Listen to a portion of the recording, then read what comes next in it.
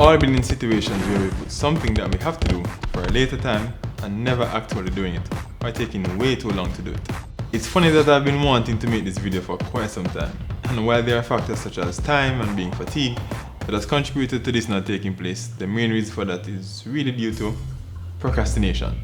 Is procrastination a disease? Maybe not by definition, as a disease is defined as a disorder of structure or function in a human, animal, or plant, especially one that produces specific symptoms or that affects a specific location, not simply a direct result of physical injury. And that's according to the Oxford English Dictionary.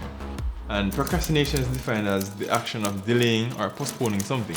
The effects of procrastination is far-reaching, and not only does it have dire and causal consequences, the root factors of procrastination are to be taken into consideration in order to fix the problem. We all have dreams, goals, and a number of things that we want to accomplish, whether it be short-term or long-term, and I am no different. And sad to say, I've been a procrastinator from I've been in high school until now, and it's something that I'm definitely not proud of. I have gotten way better at it, but at times I end up back at ground zero, and that is attributed to the fact that even though I procrastinate, I somehow still manage to get the task done. Sometimes close to the deadline, but I get it done nonetheless. And I have to say, and I know a lot of persons probably experience this, but I sometimes say that I work better under pressure. Where there is some truth to this, the main reason why we perform better under pressure is somewhat due to adrenaline. When you're in a pressure situation, a lot of adrenaline is released into your system, which has a number of performance boosting effects. Even though the release is slower compared to when you're in a threatening situation, it still results in improved cognitive function and finer motor skills and abilities, and in turn, increased productivity. The question is, when does the ability for pressure situations become unproductive and has diminishing returns? When do we know when to stop? This question has plagued me for quite some time, and I've come to grips that for some time now that I need to stop this behavior, and it cannot continue. Because what happens when there's no deadline to meet? What happens when we are procrastinating on our own growth? Throughout our lives, we all have things that we've wanted to do, whether it's start a business, learn a new language, start working out, start a YouTube channel, applying for that dream job, and the list is limitless. But we just haven't made that first step. And while society and social media has created this notion that we need to accomplish things by a certain time and by a particular time, no one should really be living their lives to please others and what they think. But it is important, however, that we find the balance between taking our own time and taking too long.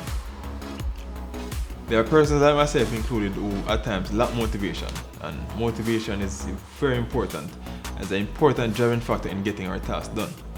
What motivates each individual varies from person to person, and that must be tapped into by each person. Because when we need to get something done, we rely on our self-control to get ourselves to do it, which is then linked back to having the right motivation. And while the motivation might be there, other demotivating factors might take precedence. And some of these include fear of failing, doubt in our abilities, lack of self-confidence, fear of what others might think, being a perfectionist, financial shortcomings, lack of energy, actually hating what we have to do, and then some of us are just lazy. These are some of the common causes of procrastination, the core of what needs to be dealt with in order to reduce procrastination. For me, I don't mind failing, but I certainly hate to fail, and that ties in with me being a perfectionist at times. But I've learned, however, that over time, to become a master at anything, or to be as close to perfect, then we just have to try.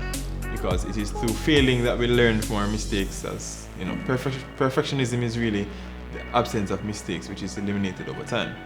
The same is true for self-confidence. Self-confidence is usually influenced by what we think others think of us, right? But really and truly, the only person that should matter is ourselves, because it's self-confidence. Here's what we can do. There's a few tips that I've used and I think I'll share with you guys. So one, remove distractions.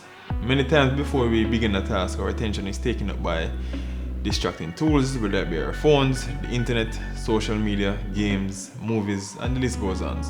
So if we can remove these distractions, then our productivity level should go up.